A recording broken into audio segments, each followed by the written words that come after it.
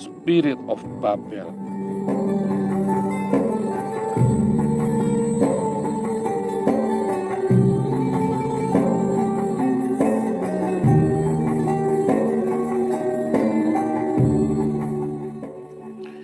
Eksplorasi border Asia kuno atau Mesopotamia kuno ini dimulai sejak tahun 1860 dan mulai dipindahkan ke Berlin tahun 1899 sampai 1928. Koleksi arkeologi dari zaman Babilonia kuno, Assyria, dan Uruk.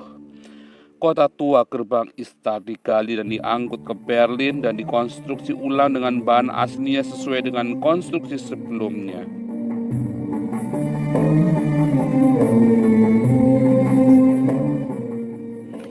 Saya, Joseph Paul Zhang, apologet Kristen, hari ini masuk ke dalam kota tua tersebut. Saya merasakan kemegahan gerbang Istar, pemujaan berhala terbesar sepanjang sejarah manusia, pemujaan terhadap dewa-dewa Babel kuno. Lorong ini dibuat persis seperti aslinya.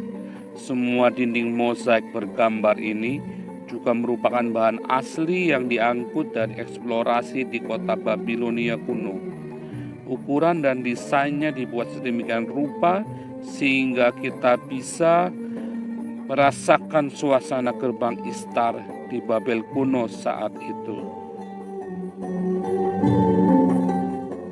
Para pengurus museum juga membuatkan miniatur dari gerbang Istar ini agar pengunjung bisa membayangkan kemegahan dan mengetahui di mana ia sedang berada saat berjalan di ruangan-ruangan dan lorong-lorong gerbang Istar ini.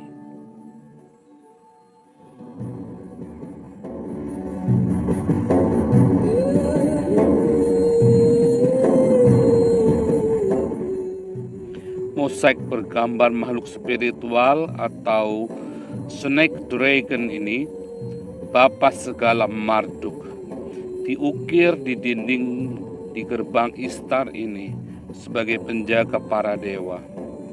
Huruf Paleo kuno berbahasa Babel kuno menuliskan mantra dan kisah kehebatan para dewa Babel, khususnya dewa Istar atau Morning Star dan dewa Sin atau dewa Nana atau dewa bulan sabit.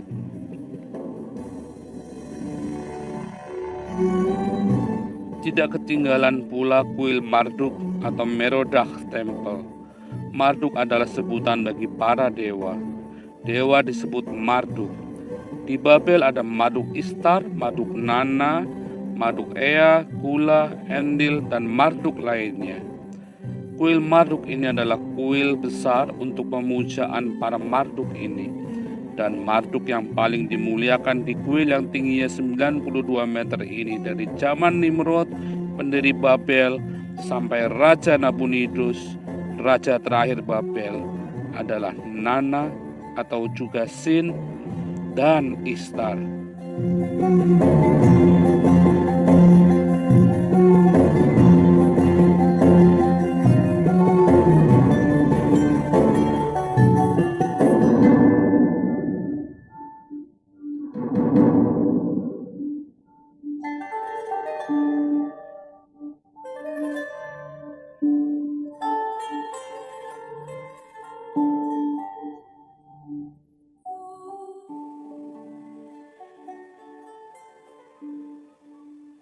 Arkeologi akan menjelaskan siapa dan dari mana kita berasal. Bahkan mangkuk peninggalan Yoyakin, Raja Yehuda, saat di penjara Babel pun masih ada sebagai salah satu bukti seluruh kisah raja-raja Israel dalam kitab Raja-Raja atau Tawarikh adalah sebuah kebenaran. Gambar di tengah mangkuk nampaknya adalah Raja Yoyakin yang diikat dengan rantai.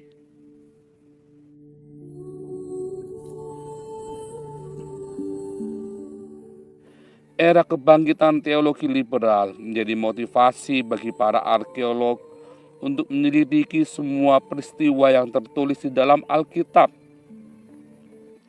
Kita harus berterima kasih kepada Jerman dan Eropa yang dengan sekuat tenaga mengeksplorasi seluruh peninggalan bersejarah ini, sehingga kita mengetahui kebenaran Alkitab. Tanpa Jerman dan Eropa, bahkan dunia Arab dan Islam hampir tidak memiliki sejarah di masa lalu yang akurat dan objektif, karena sejarah mereka sudah ditulis ulang sesuai kepentingan penguasa kekhalifahan.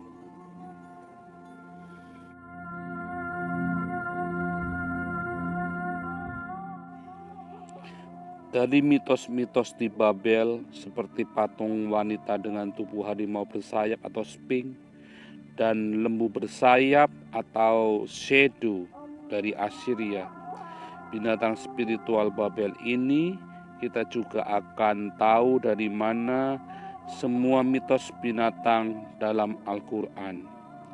Misalnya kuda berkepala wanita yang bisa terbang yang disebut burak. Alih-alih menunggangi lembu pria berjenggot, maka Muhammad tentu lebih memilih bermimpi tentang menunggangi kuda berkepala wanita, karena rasanya pasti lebih nikmat, seperti terbang ke langit ketujuh.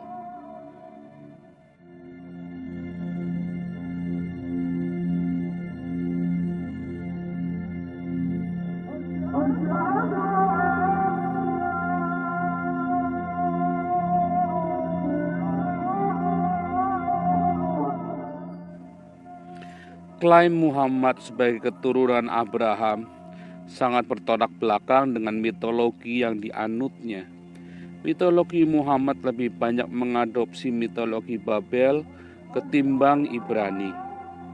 Penghormatan terhadap dewa bulan sabit dan bintang dari zaman Nimrod sampai ke Nabonidus nampaknya masih dianut oleh Muhammad dengan penantian sang hilal di akhir bulan Ramadan untuk merayakan hari paling besar dan disucikan oleh Muhammad, yaitu Idul Fitri.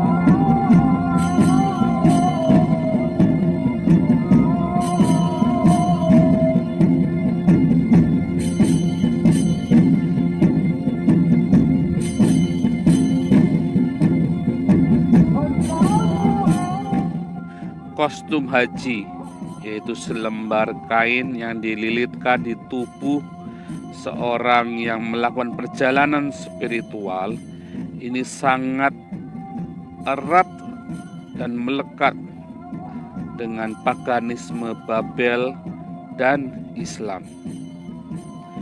Bayangkan, arkeologi memberitahu kita banyak hal.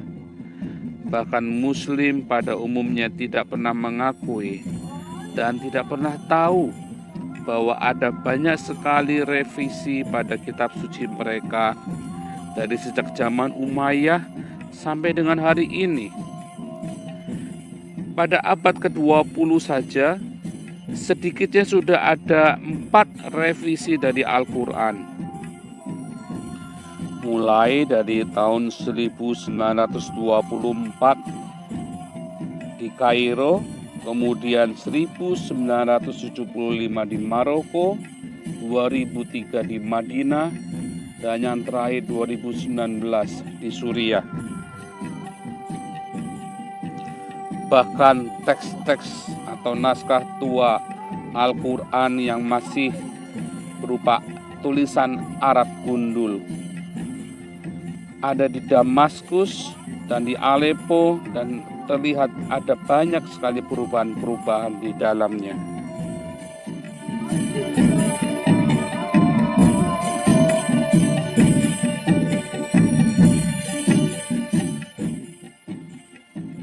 Penguasa kekhalifahan berulang kali mencoba menghancurkan sejarah pra-Islam, bahkan sejarah Islam itu sendiri. Mereka membangun peradaban baru dan menuliskan sejarah yang baru disesuaikan dengan kepentingan penguasa saat itu. Misalnya masjid besar di Samara, ibu kota Khilafah Abbasiyah ini, merujuk kepada menara Babel yang dibangun oleh Nimrod. Samara dihancurkan oleh para penguasa Islam setelah Abbasiyah.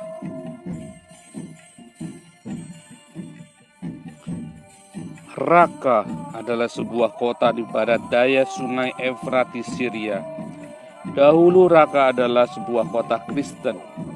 Namun pada tahun 640 ditaklukkan oleh Muslim.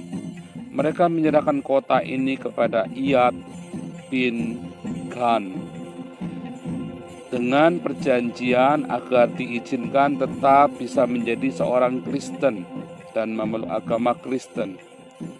Namun pada kenyataannya mereka tidak diizinkan membangun sebuah gereja baru atau sinagog baru.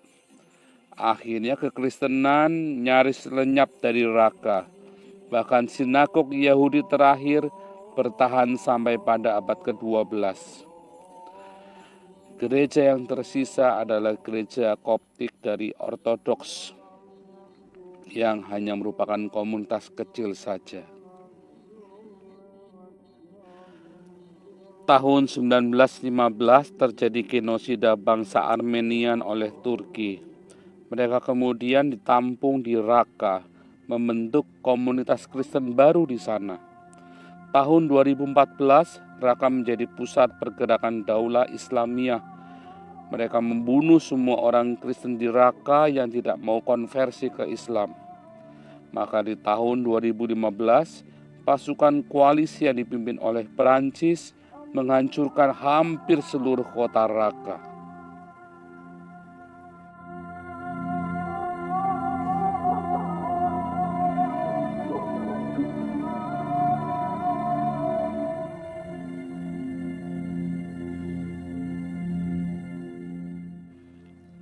Palmyra adalah sebuah kota penting di Syria, kota jalur sutra.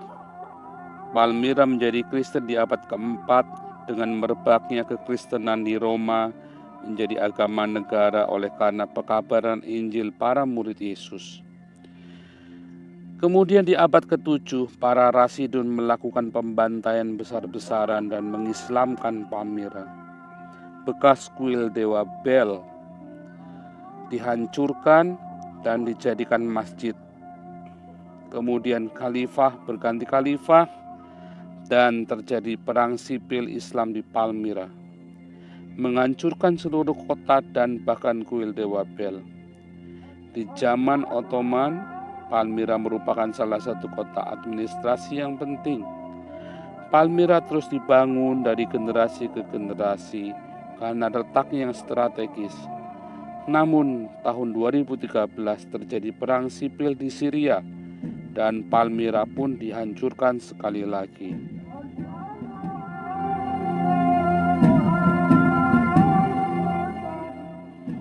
Perang demi perang menghancurkan seluruh jazirah Arab. Sejarah menuliskan dari lahirnya Islam sampai hari ini, jazirah Arab dipenuhi dengan pertumpahan darah. Bahkan 60 perang yang dilakukan oleh Muhammad. Hanya 2 perang yang bertahan dari serangan musuh.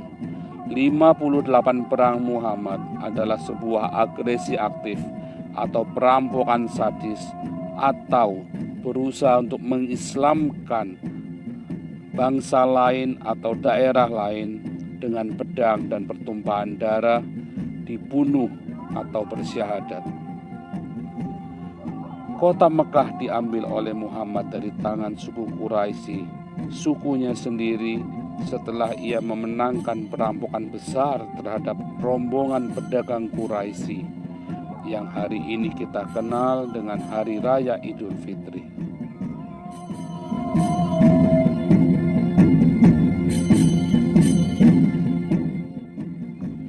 Tidak ada yang berbekas dari sejarah tentang Islam di zaman Muhammad.